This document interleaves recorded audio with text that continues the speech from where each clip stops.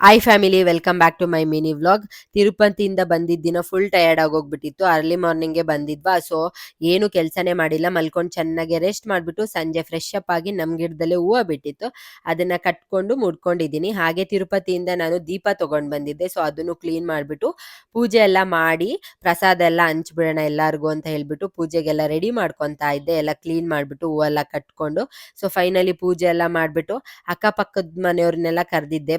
ಅರಿಶಿನ ಕುಂಕುಮ ಎಲ್ಲ ಕೊಟ್ಟು ಪ್ರಸಾದ ಎಲ್ಲ ಕೊಡೋಣ ಅಂತ ಹೇಳ್ಬಿಟ್ಟು. ಹಾಗೆ ನಮ್ಮ ಅತ್ತೆನೂ ಬಂದಿದ್ರು ಅಂಡ್ ಅಕ್ಕಪಕ್ಕದ ಮನೆಯವರು ಸ್ವಲ್ಪ ಜನ ಬಂದಿದ್ರು. ಎಲ್ಲರಿಗೂ ಪ್ರಸಾದ ಎಲ್ಲ ಹಂಚ್ಬಿಟ್ಟು ನಾವು ಕೂಡ ತಿಂದ್ವಿ. ಆ ಟೈಮಲ್ಲಿ ಬುಜ್ಜಿ ಬೇಬಿ ಮಲ್ಕೊಂಡಿದ್ರು. ಸೊ ಎಲ್ಲ ಕೆಲಸ ಆದ್ಮೇಲೆ ಕರೆಕ್ಟಾಗಿ ಎದ್ರು ಅಂಡ್ ತುಂಬಾ ಟಯರ್ಡ್ ಆಗಿದ್ರಿಂದ ಏನು ಜಾಸ್ತಿ ಅಡುಗೆ ಮಾಡಿಲ್ಲ. ಸೊಪ್ಪು ಚಟ್ನಿ ಮತ್ತೆ ಮುದ್ದೆ ಮಾಡಿಬಿಟ್ಟು ತಿನ್ಕೊಂಡು, ಹಾಗೆ ಇವತ್ತು RCB ಮ್ಯಾಚ್ ಇತ್ತಲ್ಲ, ನಾನಂತೂ ವಿರಾಟ್ ಕೊಹ್ಲಿ ದೊಡ್ಡ ಫ್ಯಾನು, ಹುಚ್ಚಿ ತರ ಟಯರ್ಡ್ ಆದ್ರೂ ಆ ಮ್ಯಾಚ್ ನೋಡ್ಕೊಂಡು ಕುತ್ಕೊಂಡಿದ್ದೆ. ನೀವು ಹೀಗೇನಾ ಅಂತ ಕಮೆಂಟ್ ಮಾಡಿ.